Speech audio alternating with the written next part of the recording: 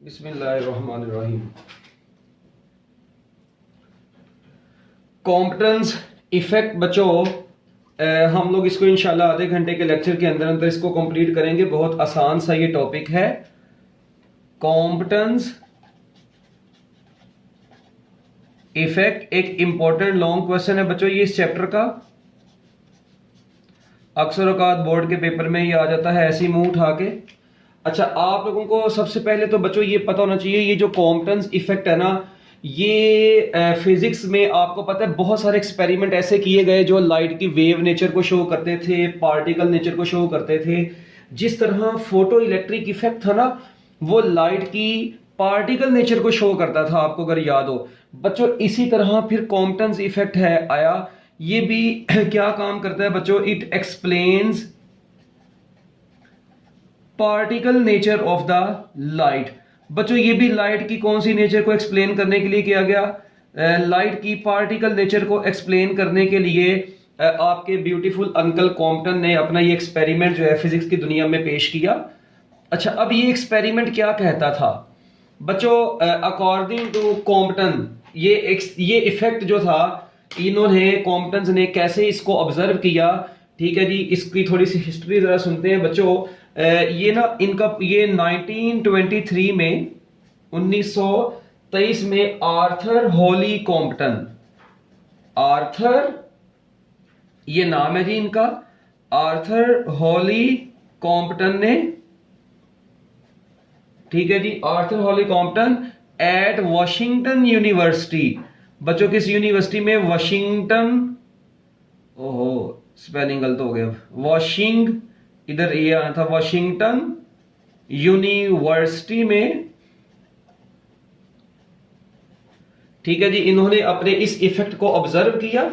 ठीक है जी, 1923 में आर्थर हॉली कॉम्पटन ने, ठीक है जी, आर्थर हॉली कॉम्पटन पूरा नाम था, वॉशिंगटन यूनिवर्सिटी की किसी लैब के अंदर बैठे जी एक्सपेरिमेंट कर रहे थे, उधर उन्होंने ये इफेक्ट को ऑब्जर्व किया और उसी की बेस पे फिर हम लोगों ने इसको कॉम्पिटेंस इफेक्ट का नाम दे दिया। अच्छा, अब ये इफेक्ट क्या बताता है, ये इफेक्ट किस चीज को एक्सप्लेन करता है बच्चों, ये जरा आप लोगों ने सुनना है।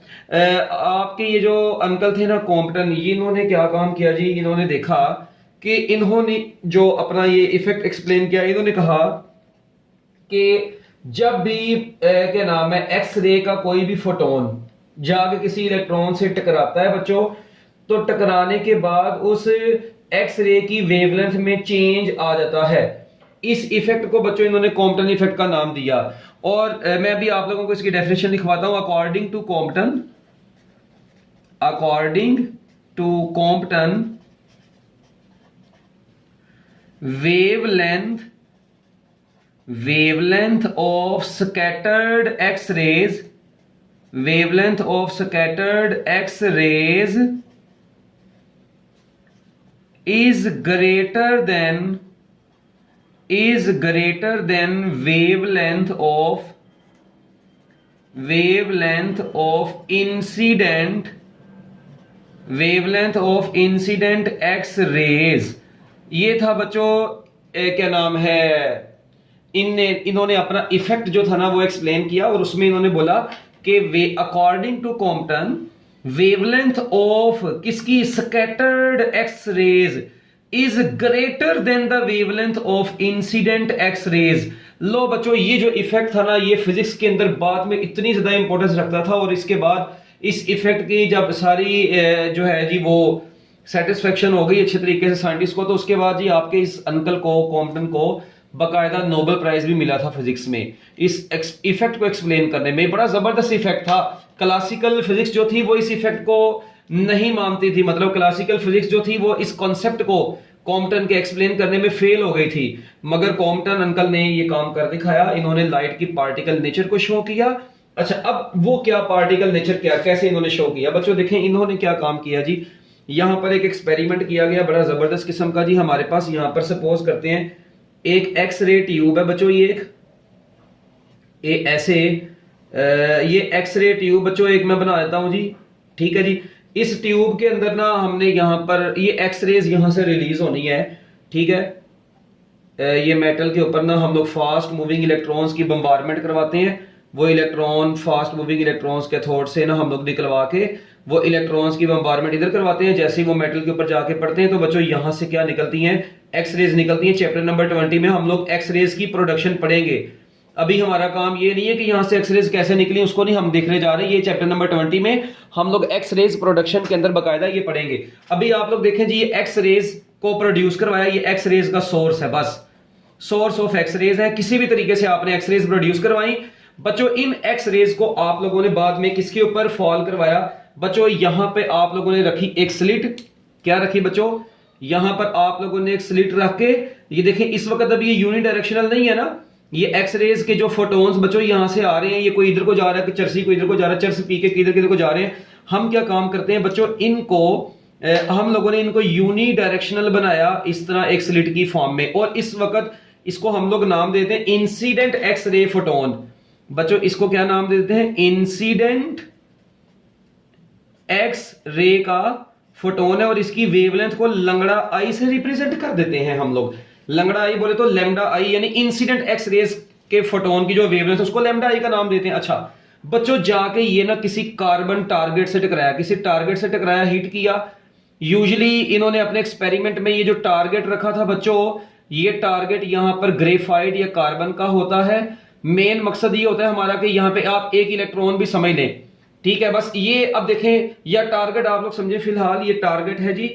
जैसे इलेक्ट्रॉन ये X rays, incident X rays जो है ये आके बच्चों इस टारगेट के ऊपर फॉल की, तो बड़ा अजीबो गरीब आपके अंकल ने एक ना मतलब रिजल्ट देखा। जाना ये फोटोन देखें, ऐसे ये ओरिजिनल डायरेक्शन इसकी ये थी, यहां से देखा गया कि जैसे ही एक्स रेज का फोटोन आके इस टारगेट से टकराया, ये फोटोन ने क्या काम किया, इसके अंदर से एक इलेक्ट्रॉन को बाहर निकलवाया, यानी इधर से इलेक्ट्रॉन को भी बाहर निकलवा दिया। और बाकी जो फोटोन बच गए आपके अंकल साहब ये खुद और यहां से ये स्कैटर हो गए।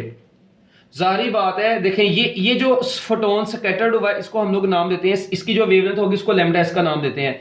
ये है बच्चों स्कैटर्ड फोटोन, ठीक है। और ये जो बच्चों इलेक्ट्रॉन बाहर निकला है इसको हम लोग नाम देते हैं स्कैटर्ड इलेक्ट्रॉन। ये इलेक्ट्रॉन जो यहां से बाहर निकल गया आप लोगों के सामने आ गया। अच्छा अब इस वक्त आप लोग देखें बच्चों, ये स्कैटर्ड इलेक्ट्रॉन है, ठीक है, ये भी निकल के बाहर आ गया और उधर से फोटोन भी स्कैटर हो गया है। अब बच्चे कहते हैं सर इसमें और उसमें फर्क हो। भाई फोटो इलेक्ट्रिक इफेक्ट में अगर आपको याद हो, इंसिडेंट फोटोन जो था वो सारी की सारी अपनी एनर्जी ट्रांसफर कर देता था टारगेट को, ऐसे ही है बच्चों। और वहां से सिर्फ इलेक्ट्रॉन को निकलवाता था क्योंकि उसकी अपनी एनर्जी इतनी लो होती थी, लो एनर्जी फोटोन जाके टारगेट से टकराता था। मगर एक्स रेज की एनर्जी हाई होती है उनके मुकाबले में बच्चों, एक्स रेज की एनर्जी हाई है। ये क्या काम करेंगे, मेटल के अंदर से इलेक्ट्रॉन को भी निकलवाएंगे और उसके बाद जो बाकी एनर्जी वाला फोटोन बचेगा वो भी स्कैटर्ड हो जाएगा यहां से। अब आपके अंकल कॉम्पटन ने ये देखा, इन्होंने कहा कि अगर हाई एनर्जी वाला एक्स रे फोटोन आके किसी टारगेट से इंटरेक्ट करता है तो वहां से इलेक्ट्रॉन को भी निकालता है और उसके बाद बच्चों बाकी एनर्जी वाला फोटोन खुद ब खुद वहां से अपनी ओरिजिनल डायरेक्शन से क्या हो जाता है, डिस्प्लेस हो जाता है, मतलब ओरिजिनल डायरेक्शन से स्कैटर हो जाता है किसी पर्टिकुलर एंगल पर। और इन्होंने बच्चों इस एंगल को थीटा का नाम दिया, जिस एंगल पर ये फोटोन स्कैटर हो गया है। फिर उसके बाद बच्चों हम लोग क्या काम करते हैं, हम लोग ना आगे लगा देते हैं डिटेक्टर्स। इसके आगे बच्चों हम लोग क्या लगा देते हैं, अब इसके आगे बच्चों हम लोग यहां पर लगाते हैं डिटेक्टर, ऐसे। ये बच्चों डिटेक्टर क्या काम करता है, ये डिटेक्टर के ऊपर जैसे ही ये फोटोन या इलेक्ट्रॉन्स जाके टकराते हैं बच्चों तो वहां पे ये रोशनी प्रोड्यूस करवा देते हैं, ठीक है, उसको थोड़ा रोशन कर देते हैं। और उसके बाद हम लोग यहां पर ना डिफरेंट एंगल्स, ये एंगल जो इलेक्ट्रॉन बनाता है इस एंगल को फाई का नाम दिया और फोटोन ने जो जो एंगल बनाया उसको क्या नाम दिया, थीटा का नाम दिया। मतलब देखे ना यहां पर जाके फोटोन यहां पर जाके हिट हुआ, वहां से ये डिटेक्टर जो होगा उसको डिटेक्ट कर लेगा और डिटेक्टर के इस यहां से लेकर यहां तक का एक एंगल बन रहा होगा। इसी तरह इलेक्ट्रॉन भी यहां पे डिटेक्ट हुआ और बच्चों यहां इसका जो एंगल बना उसको फाई का नाम दिया। अब यहां पर ना देखें आप लोग, ये फोटोन इधर से आया, इधर फोटोन इधर चला गया, इसके अंदर से जो इलेक्ट्रॉन निकल गया वो इधर आ गया।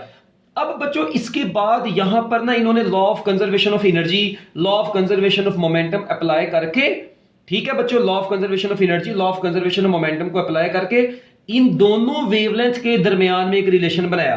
यानी इन दोनों वेवलेंथ यानी लैम्डा एस और लैम्डा आई का एक रिलेशन बनाया, ठीक है। वो रिलेशन अब हम लोगों की किताब में सिर्फ लिखा हुआ है, उसका प्रूफ बीएससी लेवल के ऊपर है। अगर आपने करना है तो आप लोग अपनी एफएससी छोड़ के वो बीएससी करेंगे, आप लोग देखेंगे, वरना अभी जरूरत नहीं है फिलहाल। अगर किसी ने करनी है तो माशाल्लाह वो पहले ही कर रहे हैं। अच्छा, अब मेरी बात सुनिए जरा। अभी तक मैंने आपको क्या बताया, कई लोगों की अभी तक ड्रोनी शक्लें बनी होंगी लेक्चर लेते वक्त। देखें, एक्स रेज का सोर्स था, हमने उसको एक स्लिट में से पास करवाया, उसको एक यूनिडायरेक्शनल एक्स रेज का फोटोन बनाया। जैसे ही जाकर वो टारगेट से हिट किया, इसकी एनर्जी इतनी है कि सिर्फ ये इलेक्ट्रॉन को रिमूव नहीं करवाएगा, खुद भी बाद में बाहर निकलेगा और खुद भी स्कैटर हो गया किसी पर्टिकुलर एंगल पर। जो एंगल बना वो थीटा, इलेक्ट्रॉन जिस एंगल पर स्कैटर हुआ उसको फाई का नाम दे दिया और डिटेक्टर ने इनको डिटेक्ट कर लिया। जी बच्चों, यहां तक डन है? हैंड रेज कर दें जल्दी जल्दी ताकि हम लोग आगे चलें। अब ये इफेक्ट कैसे आया ये भी आपको मैं बताता हूं, बाद की बात है ये। चलें, ओके गुड बच्चों, अब मेरी बात सुने। अब यहां पर ये कैसे कहा जाता है कि ये इन्होंने कैसे कह दिया कि स्कैटर्ड एक्सरेज की जो वेवलेंथ है वो इंसिडेंट एक्सरेज की वेवलेंथ से ज्यादा होती है। बच्चों मेरी बात सुने, ऑब्वियस सी बात है, ये लाइट की पार्टिकल नेचर को शो कर रहा है। इस वक्त ये पार्टिकल है, इसकी अपनी एनर्जी है। बच्चों जैसे ही जाके ये टारगेट से हिट करेगा, मुझे बताएं क्या ये पार्टिकल अपनी एनर्जी इसको प्रोवाइड करेगा? यस बिल्कुल बच्चों, ये अपनी एनर्जी इसको देगा।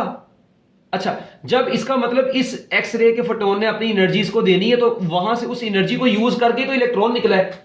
इसका मतलब कुछ एनर्जी तो इलेक्ट्रॉन लेके बाकी एनर्जी वाला फोटोन बच गया है। इसका मतलब मैं यहां पर एक चीज कह सकता हूं, कि आप लोग देखें, जो फोटोन स्कैटर हुआ है और जो इंसिडेंट था, सपोज करें ये 10 इलेक्ट्रॉन वोल्ट इसकी एनर्जी थी, लेट वी से यार, सपोज कर रहा हूं 10, चले आप लोग कह लें जी 2 मेगा इलेक्ट्रॉन वोल्ट एनर्जी थी यार, उसमें से 0.5 इसमें चली गई, बाकी 1.5 मेगा इलेक्ट्रॉन वाला फोटोन तो बाहर आया। इसका मतलब है कि ये जो आप लोग यहां पर मैं ये कह सकता हूं कि एनर्जी ऑफ स्कैटर्ड एक्सरे जो होगी वो तो एनर्जी ऑफ इंसिडेंट एक्सरे से ज्यादा होगी। यस बिल्कुल, ये तो ज्यादा होगी। तो बच्चों आपको पता है एनर्जी का फ्रीक्वेंसी के साथ रिलेशन होता है डायरेक्ट, और फ्रीक्वेंसी का वेवलेंथ के साथ रिलेशन होता है इनवर्स। तो बच्चों एनर्जी का वेवलेंथ के साथ क्या रिलेशन बन गया? फिर इनवर्स रिलेशन बन गया। इसका मतलब है अगर इंसिडेंट फोटोन की एनर्जी क्या थी, अब देखिए स्कैटर्ड फोटोन की एनर्जी बच्चों यहां पे आई लिखें, इंसिडेंट की ज्यादा थी स्कैटर्ड की कम थी। इंसिडेंट की ज्यादा थी, स्कैटर की क्या होगी? कम। मगर वेवलेंथ फिर किसकी ज्यादा हो जाएगी? वेवलेंथ ऑफ स्कैटर जो है वो वेवलेंथ ऑफ इंसिडेंट से ज्यादा हो जाएगी, क्योंकि एनर्जी का वेवलेंथ के साथ इनवर्स रिलेशन है। तो यहां से आपके अंकल ने ये रिजल्ट बताया था कॉम्पटन ने कि बच्चों स्कैटर्ड एक्सरेज की जो वेवलेंथ होती है वो इंसिडेंट एक्सरे से हमेशा क्या होती है बच्चों? ज्यादा होती है। इसी को आप लोग एक और तरीके से भी इन्होंने बाद में बताया, मतलब एक आप लोग समझने के लिए इसको देख सकते हैं। देखें, जब ये फोटोन आके अपना मोमेंटम, इसको आपको पता है जब ये फोटोन आके टकराएगा पार्टिकल के तौर पे बिहेव करेगा, ये अपना मोमेंटम भी इसको ट्रांसफर करेगा, अपनी एनर्जी भी इसको ट्रांसफर करेगा टारगेट को। इसका मतलब इसने अपनी एनर्जी भी ट्रांसपोर्ट की, इसने अपना मोमेंटम भी ट्रांसपोर्ट किया। तो बच्चों अभी आप लोगों ने पीछे एक फार्मूला पढ़ा था फोटोन के मोमेंटम का, P is equal to H over लंगड़ा।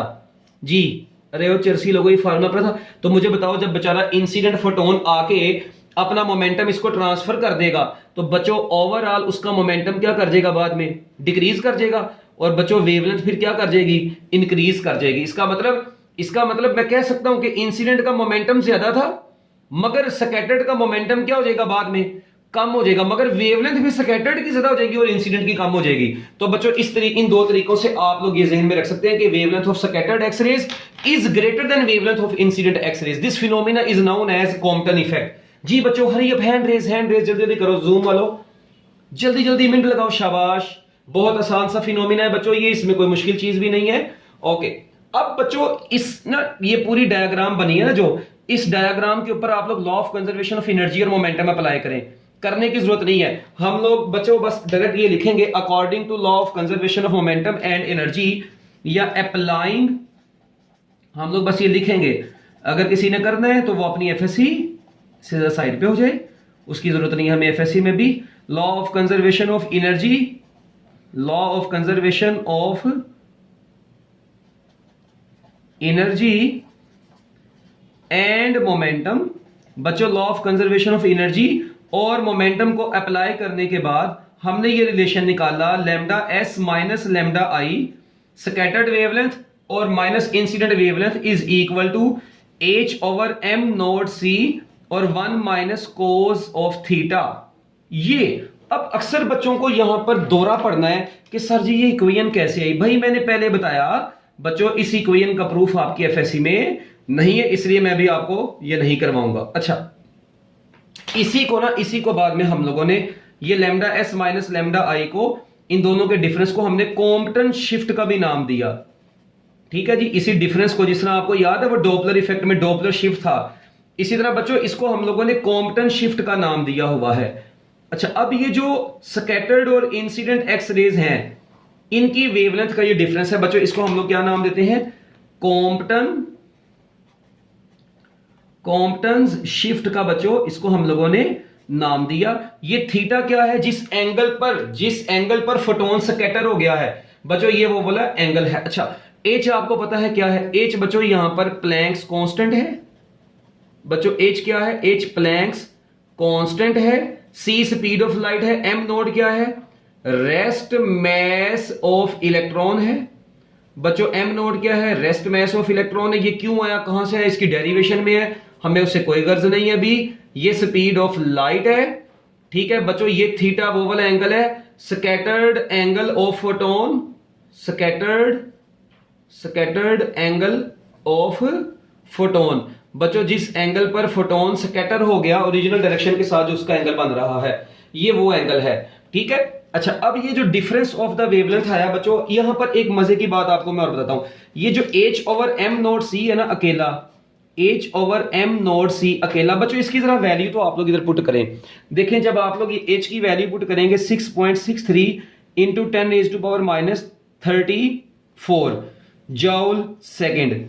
उसके बाद रेस्ट मैस, इलेक्ट्रॉन का मैस होता है 9.1 इंटू 10⁻31 और c होती है 3 इंटू 10⁻8।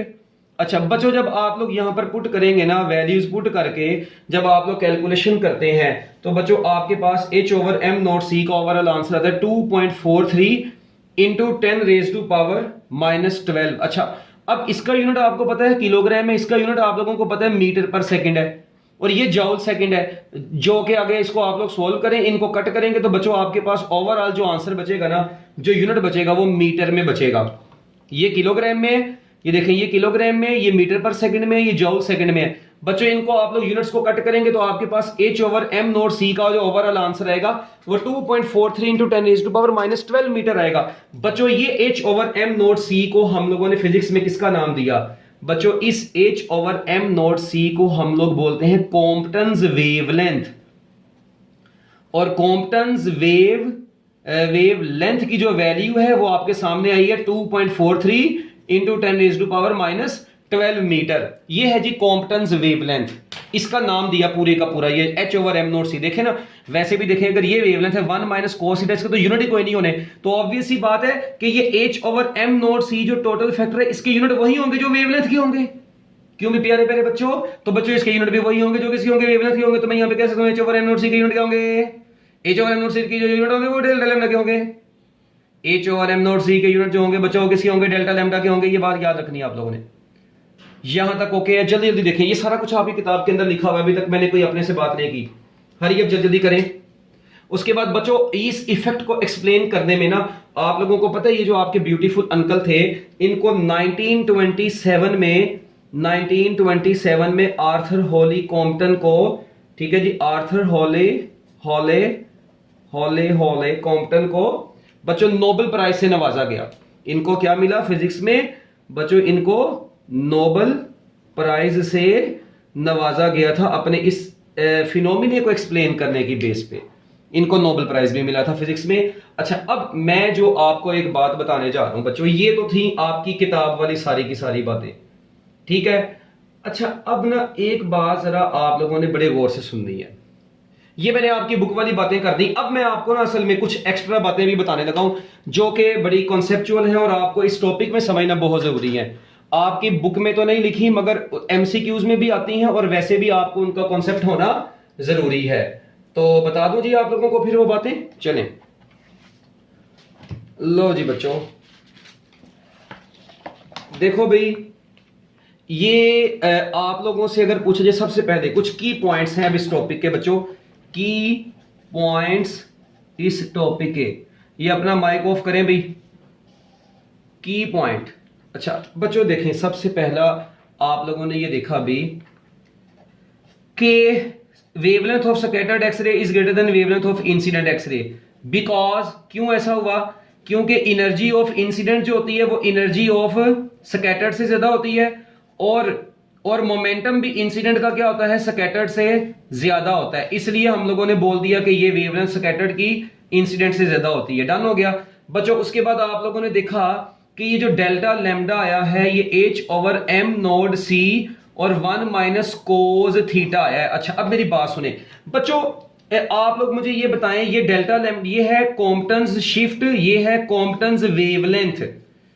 अच्छा मुझे ये बताएं, ये अगर अब मैं यहां पर थीटा डिफरेंट थीटा पुट करूं पेपर में, अब मैं थीटा यहां पर बच्चों पुट करूंगा जब डिफरेंट, ये देखें अगर मैं थीटा को बच्चों पुट करता हूं, लेट वी से जी मैं 0 डिग्री पुट करता हूं, फिर मैं इस थीटा को बच्चों पुट करता हूं जी, सपोज करें कितना पुट करता हूं, मैं इसको पुट कर देता हूं 90 डिग्री। अच्छा फिर मैं इसको पुट कर देता हूं बच्चों 180 डिग्री। चलें अब मुझे एक बात बताएं, अगर मैं थीटा को 0 डिग्री पुट किया तो आप लोगों को पता है cos 0 1 हो जाएगा, और delta lambda is equal to h/m naught into c, और 1 माइनस cos 0 1 1 माइनस 0 1 माइनस 1 0, तो बच्चों डेल्टा लैम्डा तो 0 आ गया। इसका मतलब है कि थीटा 0 डिग्री हुआ तो बच्चों डेल्टा लैम्डा 0 आया। अच्छा अगर ये थीटा 90 डिग्री होगा तो बच्चों h/m नोड c 1 माइनस 0 आएगा, cos 90 0 होता है, तो बच्चों आपके पास h/m नोड c आ जाएगा। यानी कॉम्पटन्स वेवलेंथ और कॉम्पटन शिफ्ट एक दूसरे के इक्वल हो जाएंगी। कब? जब वेवलेंथ कितने, जब ये कितना आ जाएगा h/m नोट c, आपका आंसर है। अच्छा 180 डिग्री पर आप लोग देखें h/m नोट c 1 + 1 हो जाएगा। क्यों? क्योंकि cos के साथ जब 180 डिग्री आएगा ना तो आपको पता है cos 180 -1 होता है, वो -1 इसके माइनस से मिलके प्लस हो जाएगा। तो बच्चों जब ये प्लस हो जाएगा तो आंसर आ जाएगा 2 टाइम्स h/m नोड c। बच्चों यहां पर अगर आप लोग थोड़ा सा गौर करो, ज्यादा गौर नहीं करना। अरे प्यारे प्यारे बच्चों मुझे बताओ, कॉम्पटन शिफ्ट इज मैक्सिमम, अच्छा अब देखें कॉम्पटन शिफ्ट इज मिनिमम, मैं कह सकता हूं बच्चों कॉम्पटन शिफ्ट इज मिनिमम, या इसको मैं क्या बोलूंगा 0, किस एंगल पर, at theta is equal to 0 degree. Compton shift is maximum at 180 degree. अब अक्सर बच्चे ना यहां पर धोखा खाते हैं, वो कहते हैं नहीं सर जी ना, देखो जब ऑप्शंस आती है ना पेपर में एमसीक्यूज में, तो देखो भाई वो अक्सर बच्चे यहां पे 90 लगा के आए होते हैं, वो भाई 2 है, 2 टाइम्स h/m नोट c आई है, तो बच्चों ये वाली वैल्यू ज्यादा बड़ी आई है। तो बच्चों Compton shift is maximum at 180 degree, very very important MCQ. अच्छा उसके बाद आप लोग मुझे बताएं किस एंगल पर कॉम्पटन वेवलेंथ अपना कॉम्पटन शिफ्ट कॉम्पटन वेवलेंथ का क्या हो जाएगा बच्चों, हाफ हो जाएगा। कॉम्पटन शिफ्ट जो है जी वो क्या हो जाएगा, यानी ऐसे हो जाएगा 1/2 टाइम्स आएगा ये। तो बच्चों ऑब्वियस ही बात है, ये इसका 1/2 टाइम्स आएगा कॉम्पटन वेवलेंथ। कॉम्पटन शिफ्ट और कॉम्पटन वेवलेंथ 1/2 हाफ हो जाएंगे एक दूसरे के। कब बच्चों? जब ये थीटा कितना होगा, अब ये तो अब आप लोग खुद भी देख सकते हैं ना, ये एमसीक्यू भी अगर मैं आपसे पूछ लूं, क्योंकि cos 60 डिग्री जो होता है वो आपको पता है 1/2 होता है, क्या ख्याल है?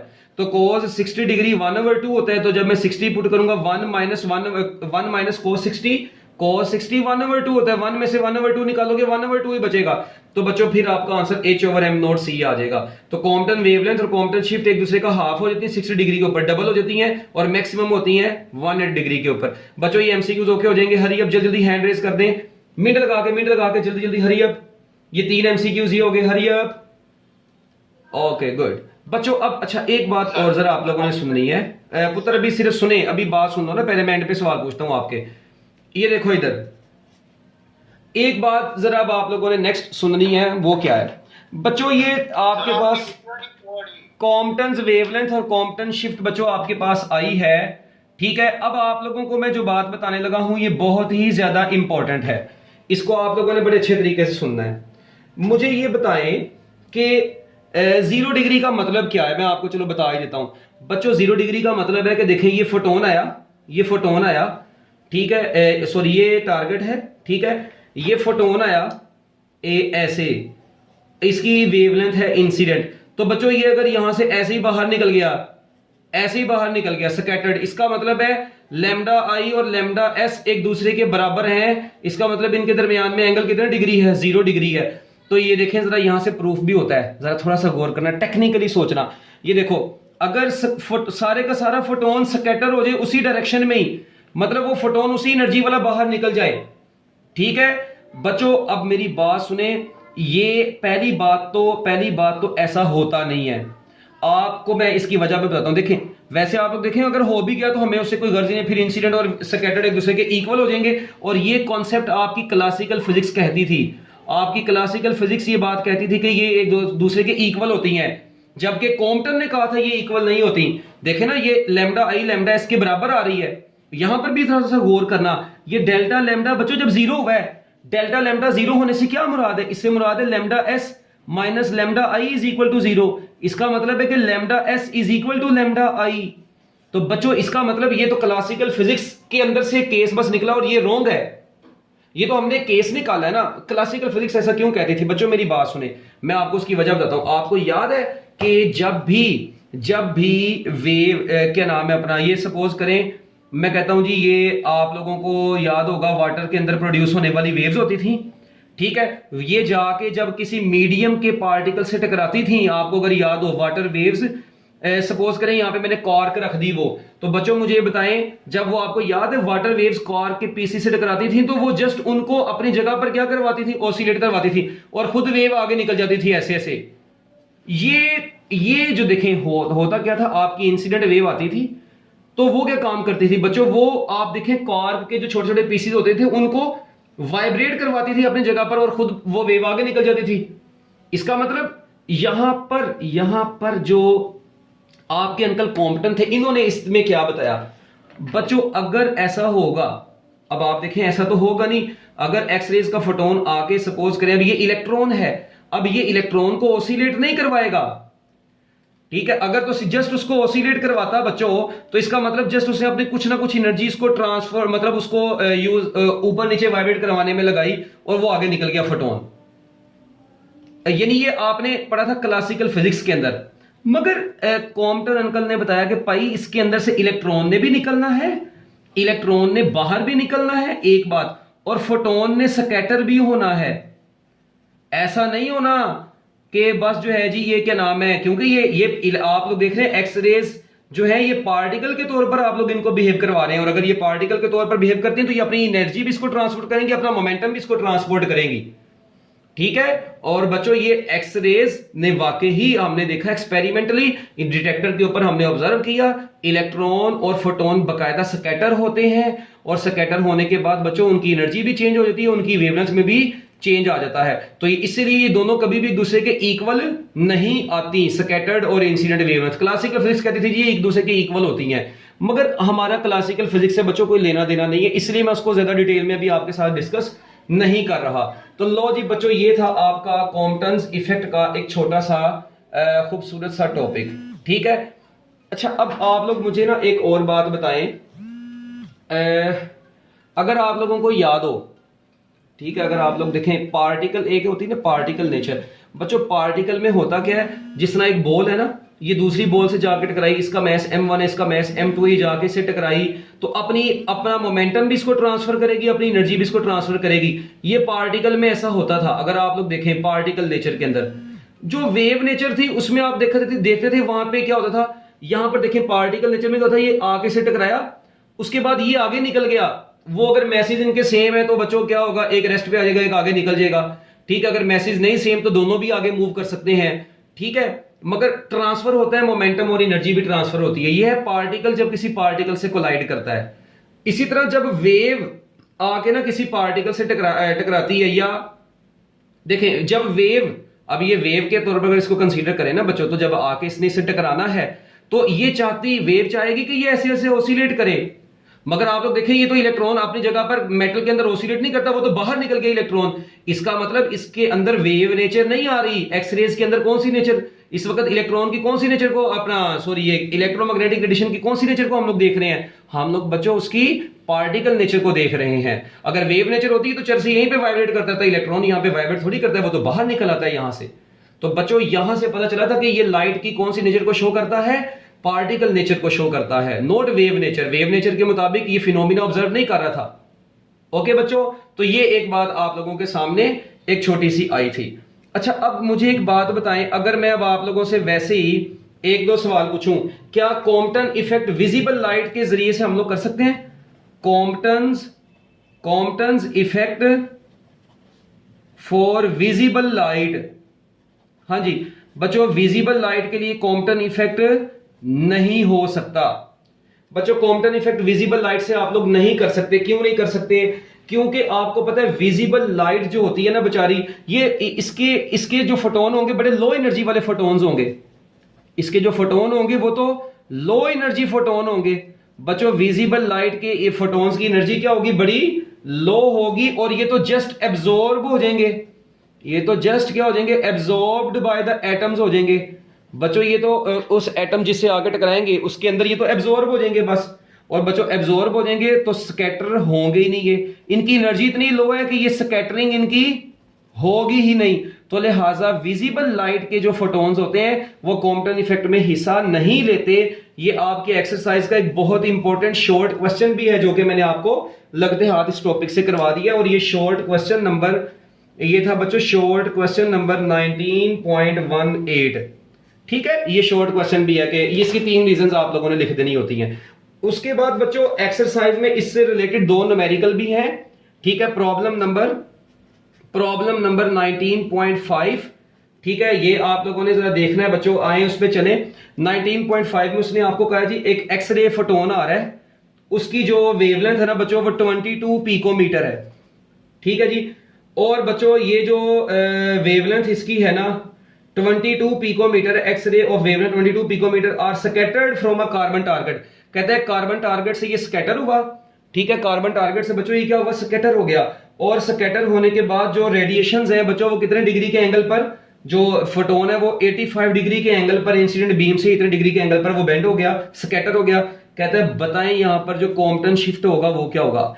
इसका मतलब ये तो जस्ट आपको इंफॉर्मेशन के लिए दी है, थीटा दिया हुआ, डेल्टा लैम्डा बस आपने निकालना है। फार्मूला वही, delta lambda is equal to h over m naught c 1 minus cos of theta. बच्चों मुझे बताएं, अब ये मेरे करवाने वाला सवाल है, ये थीटा यहां पर बस 85 डिग्री पुट करना है, h पहले वाला ही, m नोट भी पता है, c भी पता है। m note rest mass of electron है, c स्पीड ऑफ लाइट है, h प्लैंक्स कांस्टेंट है, थीटा 85 डिग्री है। जस्ट वैल्यूज पुट करें और आप लोग यहां से इसका आंसर निकाल लेंगे। Put the values and get the answer, very easy, इसमें कोई मुश्किल चीज है ही नहीं थी। ठीक है, अगर देखें ना, यानी आपके सामने वही बात करती ना, ये देखें ये ऐसे, ये फोटोन आया किथे हम भाई, ये इसकी वेवलेंथ आपको दी है। ठीक है, कहता है इस एंगल पर बेंड हो गया, एंगल भी दिया है। कहता है बताओ डेल्टा लैम्डा क्या होगा। यार जस्ट फार्मूले में वैल्यू पुट करो, डेल्टा लैम्डा हासिल करो। ठीक है, हमें क्या लगे उससे। अब इसके बाद बच्चों 19.5 के बाद आप लोग चलेंगे जी 19.6 की तरफ। ठीक है, लास्ट न्यूमेरिकल, क्योंकि मैं चाहता था कॉम्पटन इफेक्ट जो है ना वो हम लोग इसी लेक्चर के अंदर बस एक दफे खत्म करते हैं। अच्छा, अब कहता है जी इंसिडेंट फोटोन आया, उसकी एनर्जी अब इस दफा उसने दे दी है 90 किलो इलेक्ट्रॉन वोल्ट। अच्छा, कहता है जी आप लोगों ने क्या काम करना है, आप लोगों ने ना wavelength of incident photon calculate करनी है, एक बात ये। उसके बाद कहता है जी वेवलेंथ ऑफ स्कैटर्ड फोटोन भी कैलकुलेट करें जब थीटा कितना हो बच्चों, जब थीटा कितना हो, wavelength of scattered photon calculate करें जब थीटा 30 डिग्री हो, और wavelength of scattered photon calculate करें जब थीटा कितना हो बच्चों 60 डिग्री हो। ये लें बच्चों, चलो ये तो बहुत आसान सा है, इसमें कोई मुश्किल चीज नहीं है। सबसे पहले देखें आप लोगों को एनर्जी फोटोन की दी है, आपने क्या निकालनी है, उसकी वेवलेंथ निकालनी है। बच्चों मुझे ये बताओ, आपको पता है ये आप लोगों ने सबसे पहले निकालना है यहाँ पे लैम्डा आई। इसका तरीका सुन लें बच्चों, E इज इक्वल टू, आप लोगों ने पढ़ा था HF, क्या मैं इसी को HC ओवर लैम्डा लिख सकता हूं? बिल्कुल लिख सकता हूं। E is equal to HC over lambda 100% लिख सकता हूं। अच्छा, तो बच्चों मुझे बताएं, इधर मैं I लगा दूंगा तो इधर भी तो I आएगा, तो लैम्डा I बराबर आ जाएगा HC ओवर EI। तो लो जी बच्चों, इंसिडेंट फोटोन की वेवलेंथ आप लोग यहां से कैलकुलेट कर सकते हैं। H प्लैंक्स कांस्टेंट है, C स्पीड ऑफ लाइट है, EI energy of incident photon है। जब आप लोग बच्चों इधर पुट करेंगे, एक चीज पे गौर करिएगा बच्चे, यहां पर ये जो इलेक्ट्रॉन, ये जो एनर्जी दी हुई है ये 90 किलो इलेक्ट्रॉन वोल्ट में है। आप लोग सबसे पहले बच्चों ये एनर्जी को 1000 से मल्टीप्लाई करवाएं, और 1 इलेक्ट्रॉन वोल्ट होता है 1.6 इंटू 10⁻⁻19 जॉल। तो जब आप लोग इनको मल्टीप्लाई करवा देंगे तो आपके पास आ जाएगा 144 इंटू 10⁻16 जॉल। आप लोग पहले ये एनर्जी जॉल में है, अब ये इधर पुट करो, एच और सी की वैल्यू पुट करो तो आपके पास लैम्डा आई आ जाएगा। डन बच्चों, हर बच्चा कर लेगा लैम्डा आई। आई थिंक इसमें कोई मुश्किल चीज नहीं है। हरी अप हैंड रेज करें प्यारे प्यारे बच्चों, जल्दी जल्दी मिनट लगाएं। लैम्डा आई आप लोग इजीली कैलकुलेट कर सकते हैं। ओके गुड बच्चों, जब आपके पास लैम्डा आई आ जाएगा, अब देखें, अब आप लोगों ने फार्मूला भी पीछे पढ़ा। क्या फार्मूला पढ़ा आप लोगों ने? फार्मूला पढ़ा जी lambda S minus lambda I is equal to H over M naught C 1 minus cos of theta. तो लैम्डा एस किसके बराबर आ जाएगा? वो आ जाएगा lambda I plus H over M naught C 1 minus cos of theta. अच्छा, आप लोग ना बजाय ये कि बारी बारी पहले आप लोग एच ओवर एम नॉट सी की वैल्यू लिखें, आप लोग बच्चों यहां पर इसका एक मरतबा जवाब लिखने हैं। जो भी निकाला था, क्या निकाला था इसका आंसर, अगर आपको याद हो वो आप लोगों ने, चलो जो भी अब आप लोगों को याद होना चाहिए वैसे तो, ठीक है। 2 पॉइंट कितना था? 2.43 into 10 raise to power minus 12। ये वैसे इधर रहने दो और साथ में 1 माइनस कोज ऑफ थीटा ये लगा लो। अब बच्चों देखें, लैम्डा आई आपने पीछे निकाल लिया है। अब थीटा को एक मरतबा कितना पुट करें? 30 डिग्री पुट करके लैम्डा आई निकाल लें, सॉरी लैम्डा एस निकाल लें, ठीक है। फिर दूसरी मरतबा आप लोग यहां पे क्या पुट करें? थीटा को 60 डिग्री पुट करें, तो बच्चों दोबारा से लैम्डा एस निकाल लें, बात खत्म। तो ये दोनों वैल्यूज पुट करके आप लोग यहां से कैलकुलेट कर सकते हैं। तो ये था जी बच्चों आपका कॉम्पटन्स इफेक्ट का पूरा टॉपिक, जो कि आपकी एफएससी के हवाले से जितना आप लोगों के लिए जरूरी था वो मैंने आपको बता दिया है।